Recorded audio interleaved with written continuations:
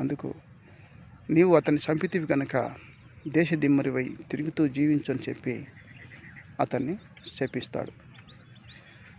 ఇలాగా మనిషి మీద మనిషికి అసూయ, ద్వేషం, పగ, ప్రతీకారం అన్నీ అక్కడే మొదలయ్యాయి.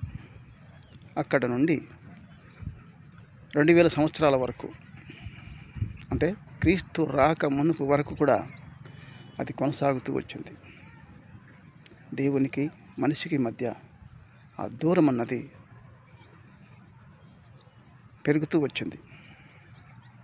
మనిషిలో కులము, మతము, ద్వేషము, పగ, ప్రతీకారము, ఎక్కువ తక్కువ, కామము, క్రోధము, లోభము, మదము, మత్సరము, ఇలాగ అర్షడ్ వర్గాలన్నీ మనిషిలో చోటు చేసుకున్నాయి. వీటన్నిటిని జయించాలంటే ఒకరు ఉత్తముని రక్తము చిందిస్తే తప్ప ఈ పాపాలని పోవు. ఈ లోకంలో పరిశుద్ధుడు ఎవడూ లేడు, ఒక దేవుడు తప్ప.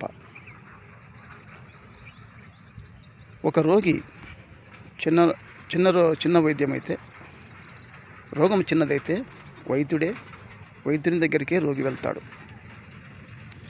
అదే మంచంలో పడి ఉన్న రోగికైతే వైద్యుడే రోగి దగ్గరికి వచ్చి చికిత్స చేయాలి.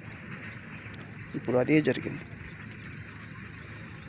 మానవుడు పడిపోయాడు, పాపంతో పతనమై లేవని స్థితిలో ఉన్నప్పుడు ఆయనే పరమ వైద్యుడిగా ఈ లోకానికి వచ్చాడు. ఒక దీనమైన కుటుంబంలో, అతి పేదరికమైన కుటుంబంలో కన్య మరియ గర్భమందు 2000 సంవత్సరాల క్రితం పసిబాలుడిగా ఈ లోకంలో ఉదయించాడు. అది కూడా దేవుని యొక్క పవిత్రాత్మ చేత. మానవుని రక్త మాంసాలు, దేవుని ఆత్మ రెండు కలగలిపి మనిషిగా ఈ లోకానికి వచ్చాడు.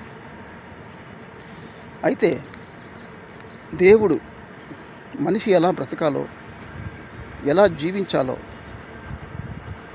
నేర్పించాడు మనిషికి. ఎందుకంటే మొదటి మానవుడు ఏదైనా తోటలో చెడిపోయాడు. అప్పటి నుండి ఇప్పటి వరకు ఎలా జీవించాలో, ఎలా బ్రతకాలో తెలియట్లేదు. సాటి మనిషిని ప్రేమించడం తెలియదు, సాటి మనిషిని గౌరవించడం తెలియదు.